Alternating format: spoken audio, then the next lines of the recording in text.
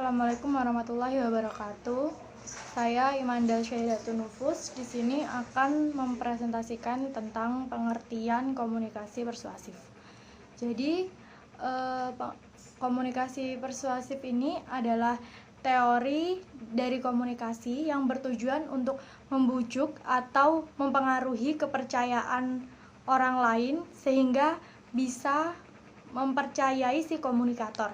Jadi inti dari teori ini tuh seperti kayak lebih menuntut komunikan untuk menuruti si komunikatornya seperti itu. Dan untuk kegiatan komunikasi itu tidak hanya informatif, yaitu agar orang lain mengerti, tapi juga persuasif, yaitu agar orang-orang itu bersedia untuk menerima suatu faham dan keyakinan untuk melakukan suatu perbuatan seperti itu. Dan menurut H.A. Wijaya mengatakan bahwa komunikasi persuasif ini tidak lain daripada suatu usaha untuk meyakinkan orang lain agar publiknya berbuat dan bertingkah laku seperti yang diharapkan komunikator dengan membujuk tanpa memaksanya atau tanpa kekerasan. Jadi di sini menurut H.A. Wijaya ini bahwa seorang komunikator itu bertujuan untuk membujuk si komunikannya tanpa memaksa atau tanpa paksaan dan tanpa kekerasan. Jadi si komunikannya itu akan mengubah sifatnya sendiri menurut apa yang menurut hatinya sendiri. Jadi menurut individunya sendiri seperti itu. Sedangkan menurut Suratno A.W. 2005 mengungkapkan bahwa dalam kegiatan persuasif tersebut seseorang atau sekelompok orang yang dibujuk diharapkan sikapnya berubah secara sukarela dengan senang hati sesuai dengan pesan-pesan yang diterimanya. Jadi di sini sama kayak yang menurut H.A. Wijaya tadi, bahwa seorang komunikan itu mengubah sifatnya secara individu tanpa paksaan dari si komunikatornya. Karena tugas utama dari si komunikatornya ini hanya membujuk atau merayu si komunikannya supaya tertarik dengan pesan-pesan yang disampaikan dari sama komunikatornya seperti itu. Nah, berdasarkan beberapa pendapat ini disimpulkan bahwa komunikasi persuasif ini merupakan suatu proses di mana seseorang komunikator menyampaikan pesan untuk mempengaruhi atau mengubah pandangan, sikap, dan perilaku orang lain atau kelompok orang si komunikannya tadi dengan cara membujuk seperti itu. Jadi tidak ada paksaan, hanya membujuk si komunikannya. Nah, di teori komunikasi persuasif ini terdapat beberapa teori, yaitu yang pertama adalah teori perubahan sikap. Nah, untuk teori perubahan sikap ini seseorang merubah sikapnya secara individu dari waktu ke waktu. Jadi contohnya seperti ini, ada seorang anak yang datang dengan wajah tersenyum dan senang seperti itu. Nah, ternyata ada temannya yang barusan datang dan menjahili atau mengejek si anak ini tadi.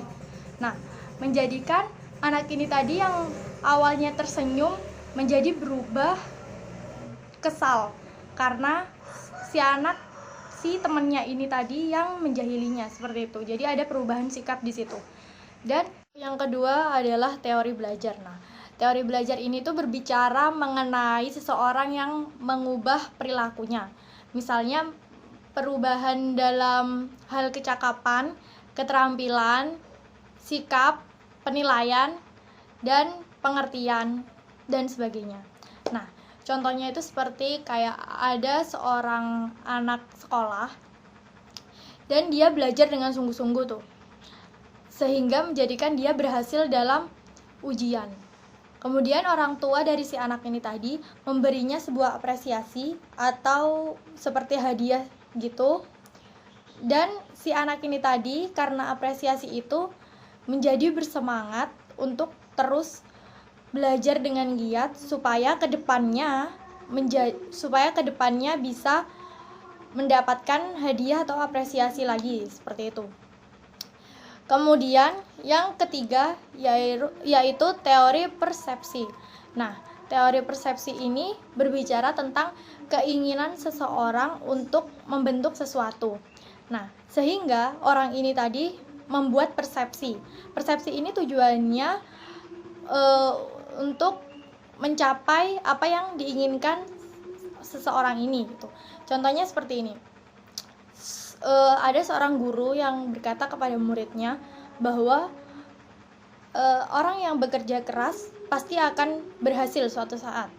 Nah, dengan seperti itu, si murid ini akan berpikir bahwa ternyata dengan bekerja keras saya akan mencapai apa yang saya inginkan. Dengan bekerja keras saya akan mencapai cita-cita saya. Dengan bekerja keras saya akan bisa dalam menggapai apa yang saya inginkan, seperti itu.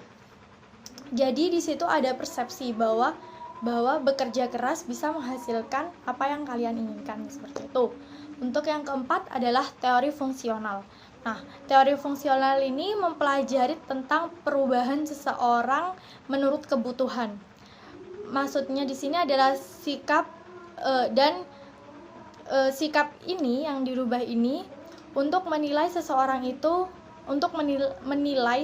itu apakah seseorang itu baik atau buruk, seperti itu. Jadi contoh itu seperti jika seseorang ingin dianggap dia sebagai orang yang toleran, maka orang itu harus bersikap positif dan menghargai keberagaman dan perbedaan, seperti itu. Kemudian ada unsur-unsur dalam komunikasi persuasif. Nah, unsur-unsur komunikasi persuasif itu harus ada yang pertama komunikator atau persuader, yaitu adalah orang yang menyampaikan pesannya dengan tujuan untuk mengubah suatu sikap, perilaku, dan tindakan orang lain. Dan yang kedua adalah komunikan atau persuader. Komunikan ini adalah orang yang menjadi tujuan si komunikator untuk menyampaikan pesannya. Kemudian yang ketiga adalah pesan. Pesan ini adalah sesuatu yang memberikan pengertian atau pengertian terhadap penerimanya. Kemudian yang keempat adalah saluran. Nah, saluran ini sebagai perantara, yaitu perantara di antara orang-orang yang berkomunikasi.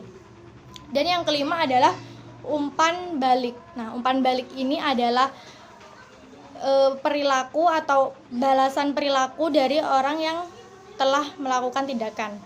Kemudian yang keenam adalah evaluasi komunikasi persuasif. Nah, yang keenam adalah efek komunikasi persuasif. Nah, efek ini adalah suatu perubahan yang terjadi pada diri komunikannya. Jadi setelah si komunikator menyampaikan pesan-pesannya terhadap komunikan ini memberikan efek perubahan antara itu si komunikan ini sudah mempercayai komunikatornya atau belum. Kemudian yang ketujuh adalah lingkungan komunikasi persuasif. Nah, lingkungan komunikasi persuasif ini adalah situasional atau tempat di mana komunikasi persuasif ini terjadi. Kemudian komunikasi yang bersifat persuasif ini memiliki 3 ciri utama, yaitu yang pertama adalah persuasi digunakan agar penutur mengalami perubahan sikap, perilaku, kepercayaan, serta untuk menanamkan opini baru sesuai dengan harapan penutur.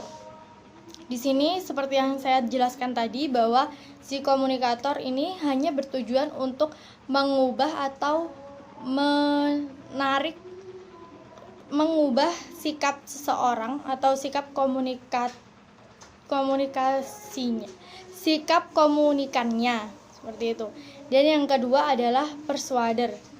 Persuader ini membangun suasana komunikasi yang menyenangkan dan sesuai dengan keinginan penutur. Jadi persuader ini yang kedua ini berarti kita si komunikatornya ini harus membangun suasana komunikasi yang menyenangkan dan sesuai, sehingga akan hidup efek dari komunikasi persuasinya. Kemudian yang ketiga adalah elemen linguistik dan cara penyajian mempengaruhi berhasil atau tidaknya persuasi. Jadi di sini tuh kita akan tahu si persuadernya ini, si komunikasi persuasif ini akan berhasil atau tidaknya. Jadi seorang komunikator itu mengkomunikasikan atau menuturkan pesan-pesan yang dirasa memiliki dampak. Nama saya Rizky Imroatul Hasanah, NIM 79, akan menjelaskan tentang strategi dan prinsip dalam komunikasi persuasif. Strategi memiliki arti, jalan, atau metode yang dilakukan untuk melakukan sesuatu. Yang pertama ada komunikasi persuasif, ada 4 strategi. Yang pertama, menggunakan silogisme yang logis. Nah, silogisme memiliki arti penarikan kesimpulan secara deduktif. Ada 2 komponen, yaitu pernyataan dan kesimpulan. Contohnya seperti ini. Syarat menjadi seorang dosen adalah menempuh pendidikan S3. Nah, pernyataannya Doni ingin menjadi dosen. Kesimpulannya Doni harus menempuh pendidikan sampai jenjang S3. Yang kedua yakni pengakuan secara mutlak. Jadi apa yang dibicarakan, apa yang diinformasikan itu benar-benar terjadi, benar-benar mutlak. Seperti contoh bahwa syarat menjadi dosen itu memang harus menempuh pendidikan sampai jenjang S3. Yang ketiga yaitu yang ketiga yaitu persuasi presentasional. Contohnya begini, ketika seorang mahasiswa melakukan suatu observasi, suatu penelitian, caranya dia untuk menginformasikan kepada dosennya, kepada audien tentang hasil penelitiannya tersebut melalui presentasi. Yang keempat, menciptakan analogi situasi yang terdahulu dan situasi sekarang. Maksudnya begini, contohnya ketika dulu lulusan S1 sudah bisa menjadi seorang dosen. Nah, sekarang lulus S3 baru bisa menjadi seorang dosen. Selanjutnya yakni prinsip komunikasi persuasif. Menurut Little John ada 4 prinsip, yaitu yang pertama prinsip pemaparan selektif. Di sini ada 2 hukum. Yang pertama, pendengar akan secara langsung mencari informasi yang mendukung opini dan perilakunya sekarang. Yang kedua, perilaku dan kondisinya sekarang. Yang kedua yakni pendengar akan menghindari informasi yang bertentangan dengan keadaan dan perilakunya sekarang. Contohnya seperti ini, ketika dalam suatu seminar ahli gizi menjelaskan tentang manfaat susu untuk peningkatan kecerdasan dan keaktifan anak di sekolah. Nah, yang audien pertama itu pendengar pertama akan langsung mencari informasi apakah benar susu dapat membuat anak menjadi lebih aktif di sekolah. Nah, pendengar kedua atau audien kedua berpikiran, dulu saya waktu kecil tidak meminum susu, tapi kenyataannya sekarang saya bisa menjadi seorang yang pandai, seorang yang aktif dalam sebuah organisasi. Yang kedua yakni prinsip yang kedua yaitu prinsip partisipasi halayak. Persuasi dikatakan akan berhasil jika di situ ada keikutsertaan dalam presentasi oleh peserta. Maksudnya begini, ketika dalam seminar tersebut ahli gizi memaparkan tentang manfaat dari susu untuk keaktifan anak. Nah, dari situ audien akan bertanya mengenai hal tersebut. Semakin banyak audien yang bertanya, berarti dapat disimpulkan presentasi atau partisipasi halayak itu sangat meningkat. Presentasi yang dilakukan oleh seorang ahli gizi tersebut memang benar-benar menarik topiknya sehingga audien banyak yang bertanya. Nah, partisipasi halayak inilah yang dimaksud dalam presentasi, dalam prinsip yang kedua dalam komunikasi persuasif ini. Yang ketiga yakni prinsip inokulasi. Prinsip ini menjelaskan tentang cara menanggapi audien. Maksudnya begini, ketika ahli gizi menjelaskan tentang manfaat susu, nah dia itu bisa mengira-ngirakan bahwa oh nantinya audien lo bertanya seperti ini. Dari situ dia sudah menyiapkan jawaban. Contohnya ketika audien bertanya apa sih zat-zat yang terkandung dalam susu tersebut, nah ahli gizi itu sudah mengetahui nantinya audien akan bertanya seperti itu. Ahli gizi sudah menyiapkan jawabannya. Nah inilah yang dimaksud dalam prinsip inokulasi ini. Yang keempat yakni prinsip besaran perubahan. Prinsip ini mengatakan bahwa semakin besar perubahan yang diinginkan, maka tantangannya juga semakin banyak. Contohnya seperti ini, ketika audien mengikuti anjuran dari ahli gizi untuk memberikan anaknya susu, maka tantangannya juga semakin besar. Maksudnya begini, ketika seorang audien mengikuti anjuran ahli gizi, nah tidak semua orang tua bisa membelikan susu. Tantangannya yaitu yang pertama, tidak semua orang tua bisa membelikan susu anak. Yang kedua, anak tidak selalu ingin minum susu. Terkadang ada anak yang alergi minum susu ini. Nah itulah yang dimaksud dalam prinsip keempat ini, prinsip besaran perubahan. Semakin besar keinginan yang ingin dicapai, maka tantangannya juga semakin besar. Perkenalkan, saya Lailatul Komariah, NIM 85 akan mempresentasikan tentang tahap-tahap komunikasi persuasif dan teknik-teknik komunikasi persuasif. Menurut Onong U. Effendi mengungkapkan bahwa agar komunikasi persuasif berjalan dengan lancar, maka diperlukan tahap-tahap untuk melakukan komunikasi persuasif tersebut. Nah, menurut Onong, tahap komunikasi persuasif itu meliputi AIDDA, yaitu attention, interest, desire, discussion, dan action. Nah, attention sendiri berarti perhatian, di mana komunikator harus memberikan sebuah ide atau materi yang akan menarik perhatian dari para komunikan. Nah, yang kedua adalah interest atau minat. Nah, komunikator harus bisa menarik minat dari komunikan melalui materi yang akan disampaikan. Yang ketiga adalah desire atau keinginan, di mana setelah komunikan memiliki minat pada materi yang akan diberikan, maka diharapkan komunikan akan memiliki keinginan untuk mempelajari materi tersebut atau mengetahui materi tersebut.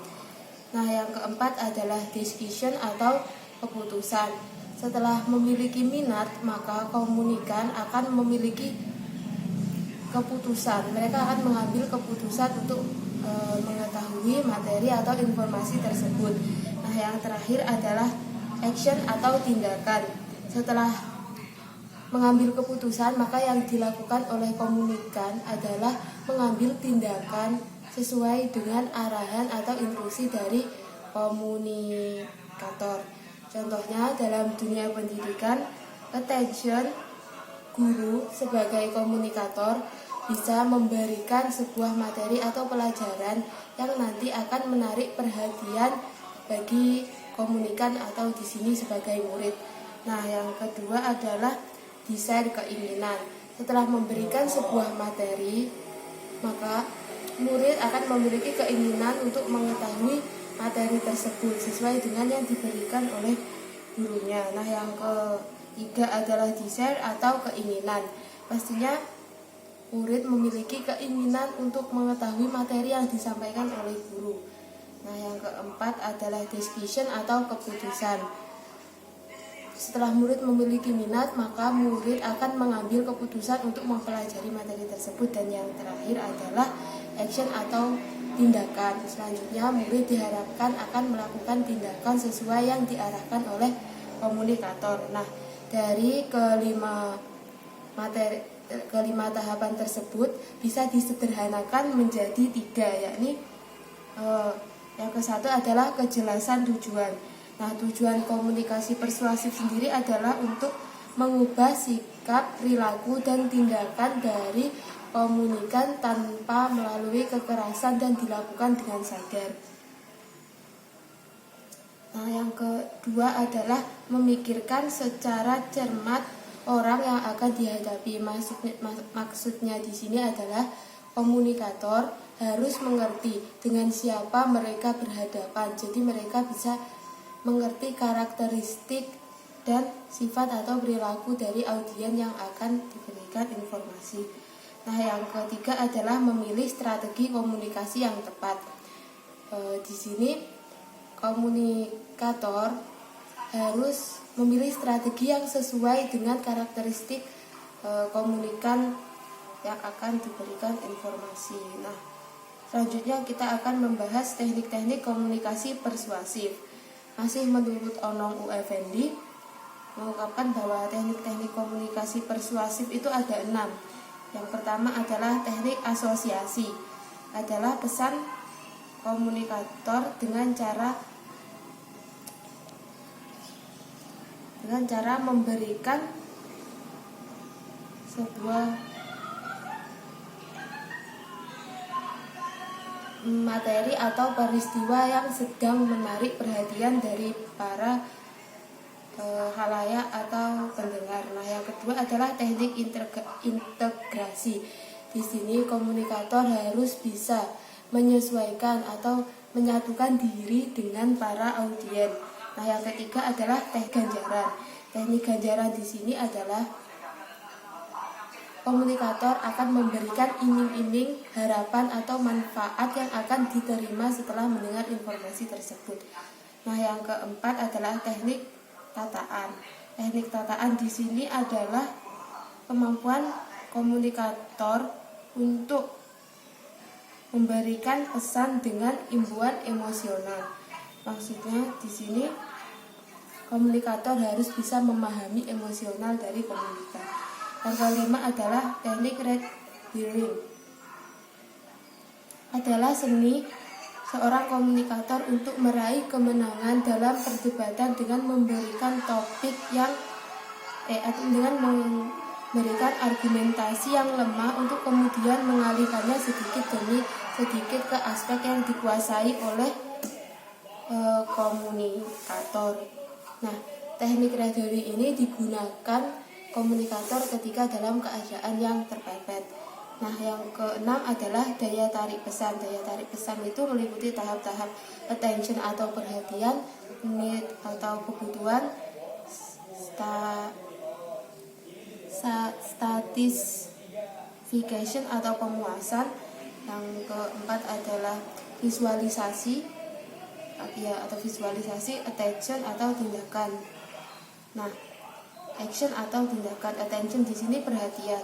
Jadi seperti tadi, komunikator harus bisa merebut perhatian dari para komunikan.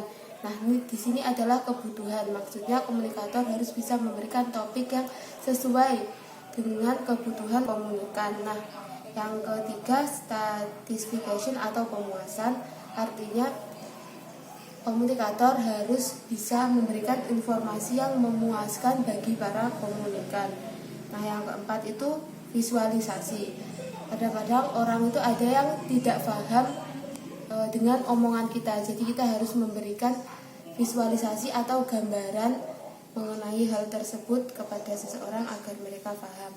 Nah, yang keempat itu action atau tindakan. Atau komunikator itu bisa melakukan atau memberikan contoh langsung kepada komunikan.